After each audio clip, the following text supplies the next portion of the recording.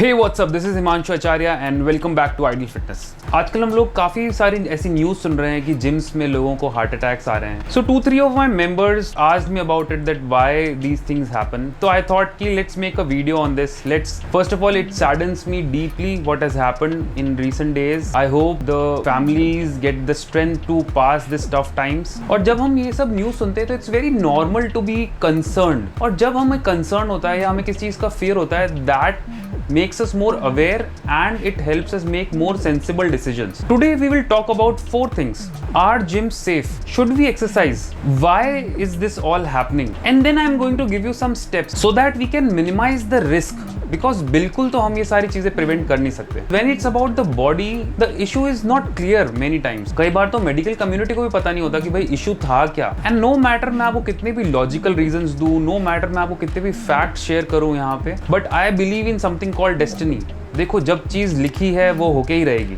आप लोगों ने भी अपनी लाइफ में कभी ना कभी ये सुना ही होगा कि यार एकदम फिट था, चल रहा फिर रहा था, फिर पता नहीं क्या हो गया एकदम से. So these things happen. On this note, let's start the video. अगर आप इस चैनल पे नए हैं, please check out our other videos. We have lot of content which will give you lot of information and insight about fitness and nutrition.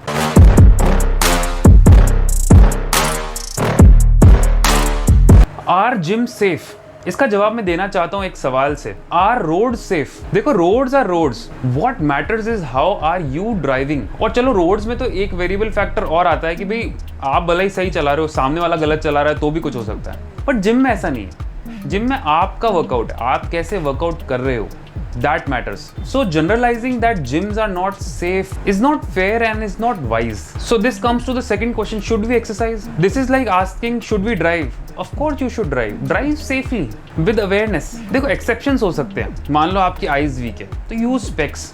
मान लो आपको रात को दिखता नहीं है तो मत चलाओ ना, रात को, दिन में चला लो. So same goes in a gym. What I mean to say is exercise according to your physical capabilities. देखो, if you can't run then jog, if you can't jog then walk, if you can't do lower body movements then do upper body movements, but use precautions. So the answer is yes, of course you can exercise. So why are these things happening? देखो, it's so hard to say. There can be n number of reasons. आपको नहीं पता कि सामने वाले इंसान की lifestyle क्या है, वो क्या खा रहा है, क्या पी रहा है, कब सो रहा है, एक्टिविटी लेवल क्या है. और अगर आपको उसको फिजिकल एक्टिविटी लेवल या फिजिकल हेल्थ के बारे में आइडिया भी हो तो भी मेंटल हेल्थ के बारे में आइडिया लगाना is so difficult. Now after saying this, let me give you some basic knowledge about our cardiovascular system. हम सबको पता है कि भाई हमारी एक नॉर्मल हार्ट रेट होती है. We also have a maximum heart rate. Maximum heart rate का मतलब क्या है? Maximum rate at which your heart can pump safely. ना उसके कुछ फॉर्मूलाज है. I am sharing with you the simplest formula which is 220 minus your age. मान लीजिए कि आपकी एज 25 ईयर्स है तो 220 minus 25 is 195. So 195 beats per minute पे आपका मैक्सिमम कैपेसिटी के साथ आपका हार्ट काम कर सकता है. And then there is resting heart rate. Resting heart rate क्या? जब आप कुछ भी नहीं कर रहे हो तब आपकी हार्ट रेट कितनी होनी चाहिए? वैसे it depends, it varies according to age and activity levels of a person. But resting heart rate और maximum heart rate, resting heart rate is the lowest जब आप कुछ भी नहीं कर रहे हो. मैक्सिमम हार्ट रेट जब आप कोई भी ऐसी एक्टिविटी करो जिसमें आपकी हार्ट रेट राइज हो रही है. तो if you are a 25 year old person then 195 BPM तक आपकी हार्ट रेट जा सकती है. एफिशिएंटली आपका हार्ट काम कर सकता है. Over that it can be dangerous. अगर गई है तो it can be dangerous. There are 2 more concepts of heart rate reserve, target heart rate, but मैं उतना डीप नहीं जाना चाहता इस वीडियो में. What I want to explain is कि जब भी हम कोई endurance activity करते हैं तो उसमें intensity decide होती है कि आप अपने maximum heart rate के कितने % पे वर्क कर रहे हो. Are you working out at 50% of your maximum heart rate? Then it's beginner intensity.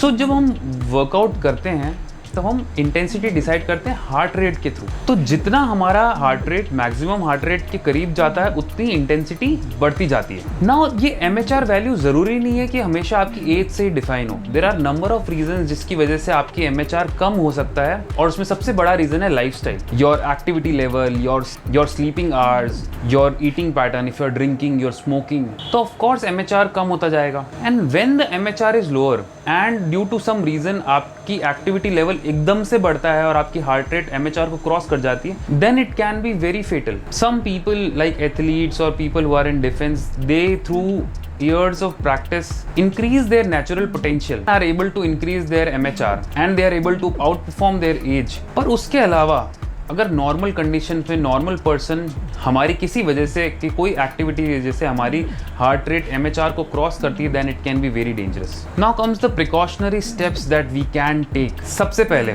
Please be aware of the sudden urge of motivation. हमने कुछ भी नहीं किया बहुत सालों से और एकदम से हमको मोटिवेशन आता है कि नहीं यार पतला होना है, ये करना है, वो करना है, और आप जिम जाते हो और एकदम से सब कुछ कर ले. Please avoid that. If you have not done any activity from a long time, start slow, baby steps.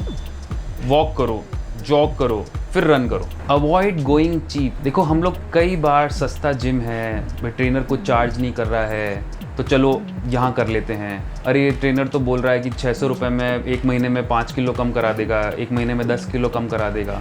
Avoid doing this. And I am not saying कि चीप जिम है दैट इज़ नॉट गुड या बहुत expensive gym है वही अच्छा होता है, but try to find a good knowledgeable trainer. Try to find a certified trainer जिसको पता है कि भाई वो क्या करा रहा है. और ये आप कैसे चेक कर सकते हो, क्या आपके जाते ही वो आपसे आपकी हेल्थ हिस्ट्री, मेडिकल बैकग्राउंड पूछ रहा है कि नहीं. अगर वो नहीं पूछ रहा है, मीन्स लाइक आप तो फीस भरो और चालू करो. Please avoid going there. Do your medical checkup before joining a gym. आपको पता होनी चाहिए कुछ बेसिक चीज़ें, आपका blood pressure level, sugar level, cholesterol level, ECG. These are basic things जो आपको पहले चेक करानी चाहिए ज्वाइन करने से पहले. And last but not the least, excess of everything is bad. आप if you are in your 30s और 40s और 50s and you are like कि यार अब हमको अपनी हेल्थ पे काम करना है, and you go to gym, you do excessively because इतने सालों से आपने कुछ नहीं किया, it can be very dangerous. Small steps, moderation and consistency is the answer for you. अब आपने स्टार्ट किया है तो कंसिस्टेंट रहिए. 1 साल, 2 साल, 3 साल. Lifestyle, make it part of your lifestyle. Gym कहीं भाग नहीं रहा है. और आपको क्या लगता है आप 1 महीने में बहुत कुछ फिट होके और फिर से चले जाओगे, फिर से ड्रिंकिंग ईटिंग सब चालू कर दोगे. This is not how this works. And if you are young, if you are in your 20s और आपको अच्छी फिजिक बनानी है, आपको बॉडी बनानी है, please avoid taking n number of supplements. जो जहाँ से जो सुनते हैं वो लेना चालू कर देते हैं. Supplements are required but in a right proportion at a right time. और हर चीज़ की ज़रूरत नहीं होती हर वक्त. हाँ, अगर आपको प्रोफेशनल बॉडी बिल्डिंग में जाना है, प्लीज़ हायर अ कोच. आप एक प्रेप कोच हायर कीजिए, आप पैसे दीजिए, आप अच्छे से सीखिए. But that is when you want to go professional. ऐसे ही अगर आप you are a college student, you are doing normal job or something and you want good physique, you don't have to take n number of supplements or anabolic support and everything. And for you also, moderation and consistency is the key. So I hope इस video से आपको कुछ help मिली हो, कुछ सीखने को मिला हो एंड कुछ अवेयरनेस आई हो. अगर आपको कोई सवाल है, please write down in the comment section and I will make sure मैं आपके सारे सवालों के जवाब दूं.